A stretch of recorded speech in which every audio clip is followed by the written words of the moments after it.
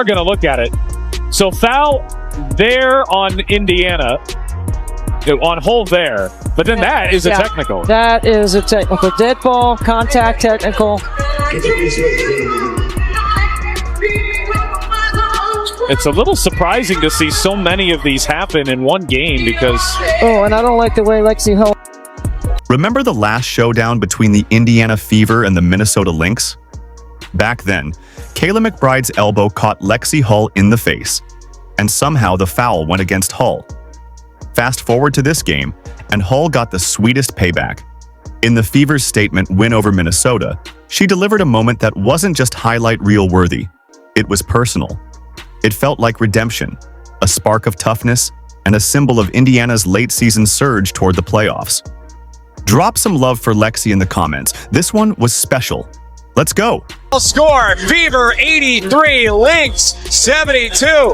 Indiana ends the regular season with an exclamation point. Fever have won 3 in a row as they enter the playoffs. How does a team keep going when nearly half its rotation vanishes? The Indiana Fever had to face that nightmare head-on. One after another, names piled up on the injury list. Caitlin Clark out with a groin issue, Sophie Cunningham shelved by an MCL tear, Sydney Colson lost to an ACL, Chloe BBY's knee giving out, and Ari McDonald sidelined with a fractured foot. That group alone could easily form a competitive starting five, yet they were all suddenly in street clothes. Put those absences together, and Indiana was left with one of the league's thinnest rosters, something no amount of preseason prep could ever truly cover. I know a lot of people will talk about Nafisa not playing, but I think they're really good without her. You know, they're just a really great basketball team. So I think it was a big win for us because they set the bar high standard wise. We know what to expect when it comes to Minnesota Lynx, and so I think going into the playoffs, it was big for us because being able to know guarding Courtney Williams, knowing that her thing is a pull up, knowing that now instead of not knowing that, it's big for us because we give ourselves a chance, and if they are the standard, we get to see where we are. Then came the gut punch. Caitlin Clark's season was declared over. What started as a nagging groin issue became a season-ending injury etched onto the medical report. This was supposed to be her rookie year, the spark to fast-track the Fever back into national relevance. Instead, it ended not with a playoff run, but with a press release. For a team already leaning on her energy to survive tough stretches, the news hit hard. It wasn't just the roster that felt the loss. The fan base from Indiana to Iowa did too. Clark wasn't simply selling tickets. She was the heartbeat of the season. And losing her made it painfully clear how fragile the Fever's playoff hopes really were. One of the things that I've been impressed with these guys since even the offseason, really the ones that I was able to work out with in the offseason, is how hard they work. There's a work ethic and there's a work style, and to approach everything in the same way, to be so energetic, enthusiastic, and dedicated every day. And I felt that way in training camp too. There weren't any days where I had to bring that out of them. So I think it's the nature of the women that we brought into this organization to continue to just bust their butts and play hard. With Clark sidelined and cheering from the bench, someone had to fill the void, and Kelsey Mitchell answered the call. She didn't just bump up her scoring, she became the centerpiece of the entire offense. Mitchell rose into the most prolific scorer in franchise history, even surpassing Tamika Catching's single-season marks. Night after night, she poured in over 20 points, all while handling the ball, fighting through double teams, and living at the top of every opponent's scouting report. Her relentless production kept Indiana's playoff pulse alive at a time when it should have flatlined. Kind of all the other things like offensive rebounding that she can do. Knocked away. Boston comes up with a steal. Here is Mitchell veering through the paint and lays it in. She's so quick, and especially when she gets out in the open floor, you'll see her coming down. The quick left to right crossover just gets by. I thought she was sprinting. I didn't think she was lumbering. It was a lumber sprint. Up for the big girl. Mitchell like a blur.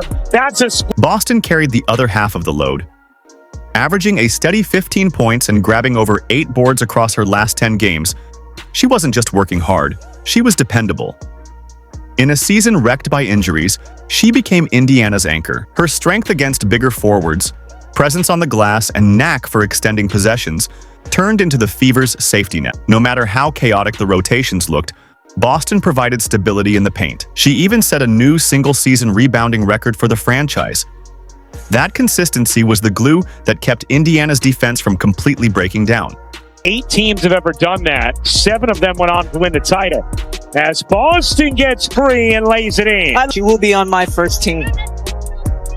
Boston in the paint, sneaks through 2 and lays it in. So the question became, after everything, could this team still dream about a playoff berth? Logic said no. But the Fever didn't listen. Instead of breaking, they used every setback as fuel. The injuries, the lineup chaos, even the whistles that didn't go their way. All of it turned into motivation.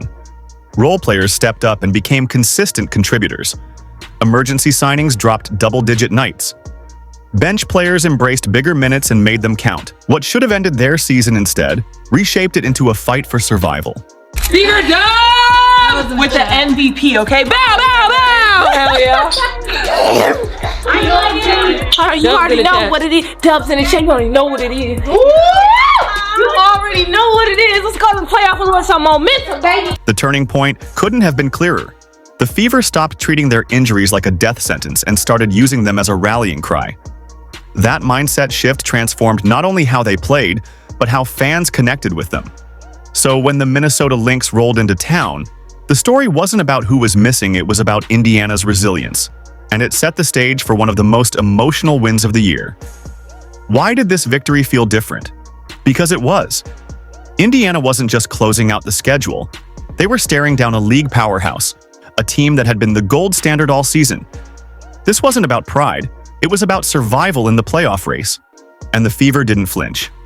They entered the night already postseason bound, but the stakes were still high. A win meant a chance to climb into the 6th seed, depending on other results. To casual fans, that might sound minor. But in reality, it meant better matchups, a real shot to make noise, and proof that Indiana belonged at the grown-ups table in the playoffs.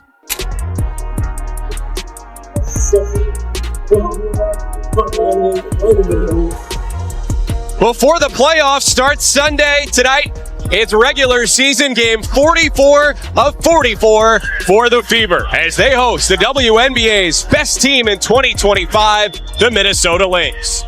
What makes this surge even more remarkable is where the Fever were just a few weeks back.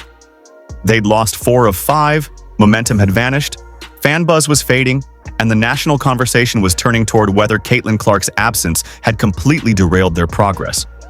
Most teams in that spot fold. Indiana did the opposite. They flipped the switch and stacked 3 straight grinded-out wins. Each victory showed a roster learning to redefine itself under pressure.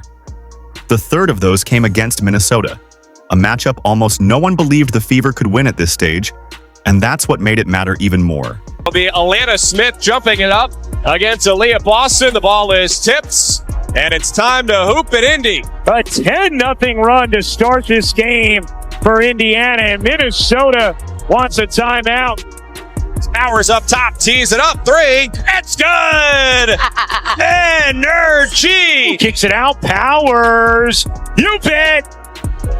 Back-to-back threes from Ariel Powers. The Fever double up the Lynx in the first quarter. It's Indiana 28, Minnesota 14. Indiana is 4 for 4 from three-point range. Mitchell connects on a 3. Sims leaning jumper is good. Kelsey driving left, puts it in off the backboard. Will to it for the first half. Indiana shoots 58% from the floor.